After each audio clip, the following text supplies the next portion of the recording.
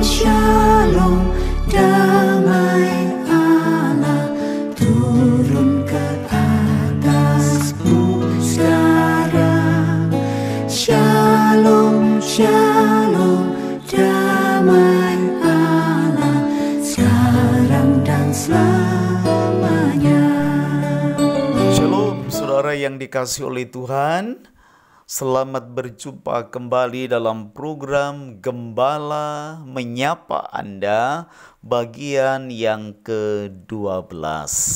Kita masih berada di halaman dan sedang membahas benda suci yang kedua, bejana pembasuhan. Pokok doa yang ke-7, jangan berzina. Keluaran 20 ayat yang ke-14. Pokok ini sangat penting karena dosa zina dikategorikan sebagai dosa yang sangat serius. Itulah sebabnya hukumannya juga sangat berat. Nah, rema kita hari ini adalah yang pertama tentang pengertian zina itu sendiri. Berzina artinya melakukan hubungan seks antara perempuan dengan laki-laki yang tidak dan atau belum terikat pernikahan atau perkawinan. Nah, zina di dalam perjanjian lama itu ada dua. Zina dalam arti naaf, yaitu zina bagi orang yang sudah bersuami atau beristri. Dan yang kedua, zina dalam arti zana, adalah zina yang dilakukan oleh laki-laki dan perempuan tapi belum bersuami atau beristri. Nah, zina dalam arti naaf itu hukumannya mati. Perhatikan, Imamat pasal 20 ayat yang ke-10. Bila seorang laki-laki berzina dengan istri orang lain, yakni berzina dengan istri sesamanya manusia, pastilah keduanya dihukum mati, baik laki-laki maupun perempuan yang berzina itu. Nah, dosa ini begitu serius, oleh sebab itu reaksi Allah juga sangat serius, dihukum rajam sampai mati. Kita sekarang akan memperhatikan zina di dalam perjanjian baru.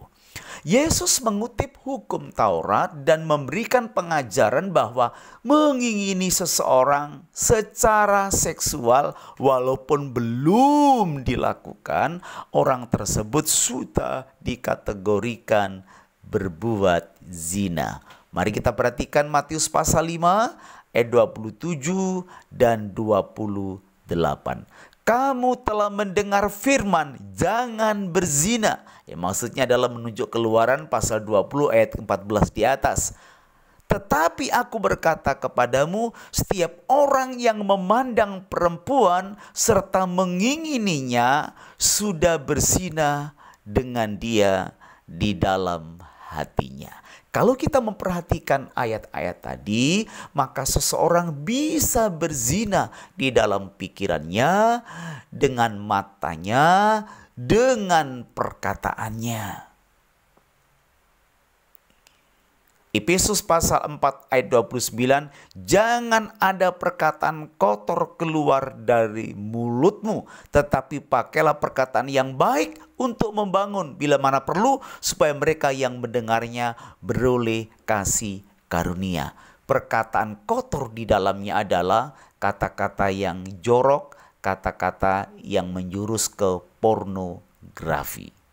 Nah, saudara yang dikasihi oleh Tuhan, yang dikategorikan berzina juga di dalam perjanjian baru, termasuk di dalamnya adalah melihat gambar atau film porno. Sekarang kita akan melihat hukuman bagi orang yang hidup di dalam perzinahan. Matius 5 ayat yang ke-29. Maka jika matamu yang kanan menyesatkan engkau, cungkilah dan buanglah itu. Karena lebih baik bagimu jika satu dari anggota tubuhmu binasa daripada tubuhmu dengan utuh dicampakkan ke dalam neraka. Artinya kita harus serius memperhatikan mata kita, pikiran kita, hati kita, agar tidak ada perkataan ataupun keinginan yang menjurus kepada berzinahan.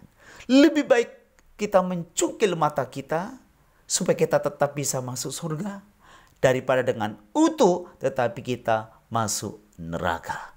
Artinya jika seseorang berzina, hidup dalam berzina, dan tidak mau bertobat, sampai akhir hidupnya dia akan masuk neraka. Inilah pentingnya doa tabernakel, di mana kita bisa berdoa 3 kali dalam sehari. Sehingga kita akan secepatnya kita membersihkan hati, pikiran kita, angan-angan kita dari dosa perzinahan. Sahabat gembala yang dikasihi oleh Tuhan, mari mulai hari ini kita bertekad untuk hidup dalam kekudusan dan menjauhkan diri dari dosa perzinahan. Mari kita merendahkan diri dan kita akan berdoa kepada Tuhan. Tuhan Yesus, bersihkanlah hati dan pikiranku dari segala kenajisan. Aku tolak roh persinahan. Aku mau hidup dalam kekudusan.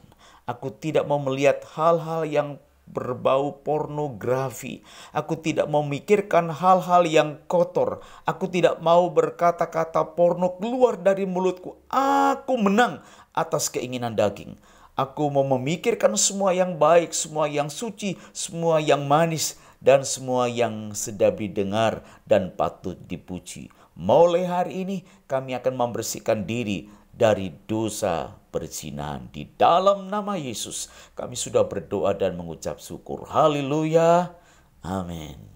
Sahabat gembala yang dikasihi oleh Tuhan, mari kita hidup dalam kekudusan dan menjauhkan diri dari dosa perzinahan. Sampai bertemu pada program berikutnya. Tuhan Yesus memberkati saudara dan Shalom, shalom, damai Allah turun ke atasmu sekarang. Shalom, shalom.